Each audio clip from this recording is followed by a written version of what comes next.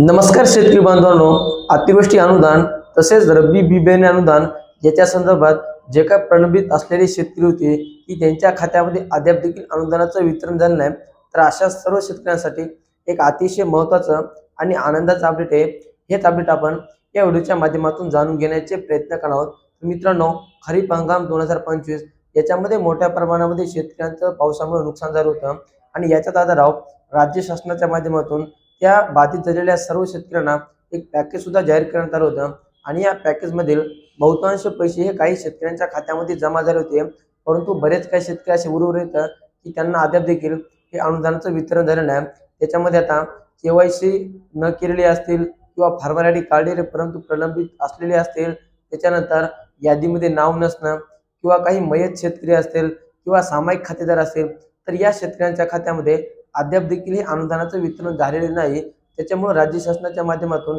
31 November रोजी एक महत्त्वाची बैठक घेण्यात आली आणि त्याच्या माध्यमातून प्रत्येक वरिष्ठ अधिकारी असेल किंवा आयुक्त असेल यांना सूचना देण्यात आल्या आहे की लवकरात लवकर या शेतकऱ्यांच्या अडचणी दूर कराव्या आणि त्यांना जे काही अतिवृष्टीचं अनुदान असेल किंवा रब्बी बी बियाण्याचं अनुदान असेल तर त्यांना लवकर त्यांच्या खात्यामध्ये वाटप करण्यात यावं, अशा संदर्भातली एक महत्त्वाची मीटिंग झाली होती. परंतु स्थानिक स्वराज्य संस्थेच्या निवडणुका असल्यामुळं ते अधिकारी त्या कामामध्ये व्यस्त होते, परंतु आता निवडणुका पार पडल्या आणि त्याच्यानंतर आता राज्य शासनाच्या माध्यमातून तलाठी कार्यालय असेल किंवा तहसील कार्यालय असेल किंवा कृषी विभाग कार्यालय असेल, तर यांच्या माध्यमातून एक मोठी मोहीम राबवली जात आहे आणि या मोहीमच्या माध्यमातून जे काही उर्वरित शेतकरी आहेत ज्यांचे अद्याप देखील KYC झालेली नाही किंवा काही शेतकऱ्यांचं फार्मर आय डी कार्ड परंतु ते पेंडिंगमध्ये असल्यामुळे त्यांच्या खात्यामध्ये अनुदानाचं वितरण झालेलं नाही.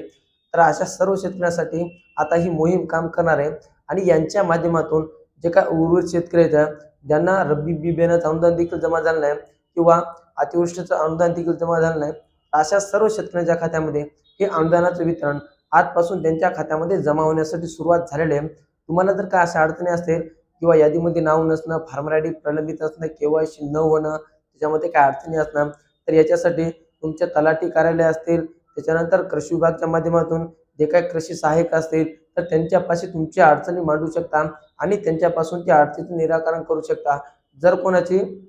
KYC पेंडिंग राहिली असेल तर त्यांनी जवळच्या CSC सेंटरवर जायचे, तिथून आपली KYC पूर्ण करून घ्यायची. तर मित्रांनो, हे होतं महत्त्वाचं अपडेट. जे की उर्वरित शेतकरी होते त्यांना अद्याप देखील अनुदानाचं वितरण झालं नाही, हे आपण या व्हिडिओच्या माध्यमातून जाणून घेण्याचे प्रयत्न केलेत. हे अपडेट तुम्हाला कसं वाटलं आणि याच्याविषयी तुम्हाला जर काही अडचणी असेल आम्हाला ह्या कमेंटच्या माध्यमातून नक्की कळवा. चला तर मित्रांनो, भेटत राहू नवीन माहितीसह नवीन व्हिडिओ.